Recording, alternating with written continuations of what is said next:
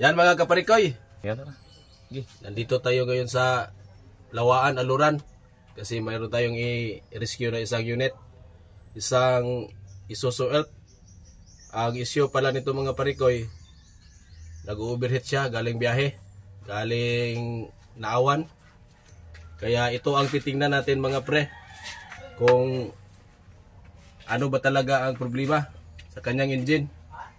Kaya papaanda rin natin mga pre.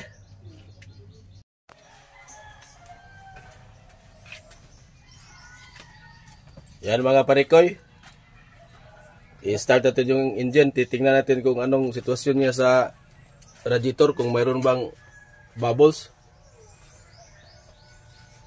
Okay, start. Sobrang init yun. Yun mga kaparikoy,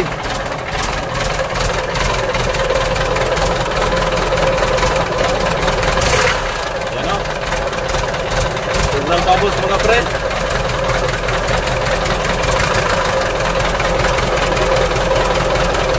Yan, umuupot-upot yung tubig mga pre. Kapalyado yung engine mga pre. Yan o. Enter pa? Okay.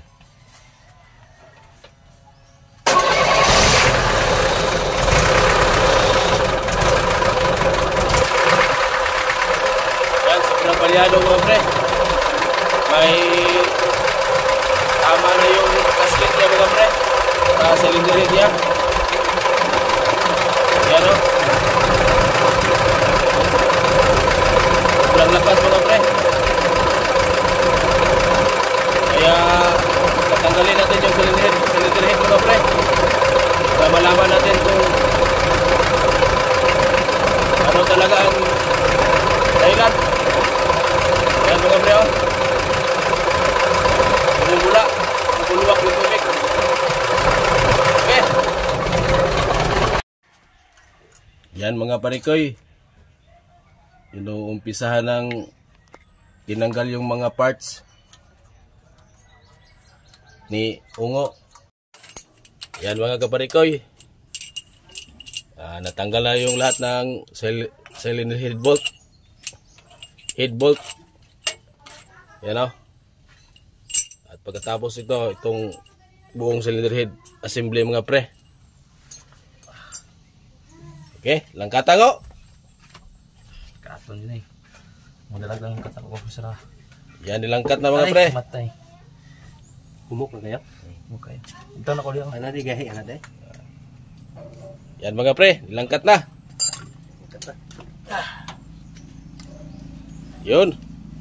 Out ng gasket, buwak yun. Saan mo ko palit na niwin? Kubot lang na pa kayo usamis na?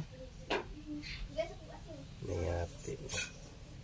Buwak yun dong. Yan mga parikoy, naibaba na po natin yung buong head assembly. At ito yung nakikita din mga parikoy oh. Klaro yan, yung aso oh. May crack siya mga pre. Ang uban wala oh. Yan oh, klaro may crack. Buak mo rin siya. Saka miscompression daw. Na may ano na pala to mga pre, may studding na. Yan o, galing na itong machine shop mga pre. Ibunungan. May tanom na, tsaka tawag dito, studding. O tinamna na. Pati sa kabila mga pre oh. Yan o, studdingan na, may tanom na. Kaya ito ang dahilan mga pre, kaya bumubulwak yung tubig sa radiator niya. Bumitaw. Yan o, may malaking biyak. Yan, klarong-klaro mga pre oh. Yan o, klaro talaga, klaro. Malaking biyak. Kaya ito ang problema nga parikoy. Ayan. Madaming biyak mga pre. Mayroon pa oh. Ito crack talaga, crack. Kaya subject to replace na ito mga pre. Kailangan ng bago.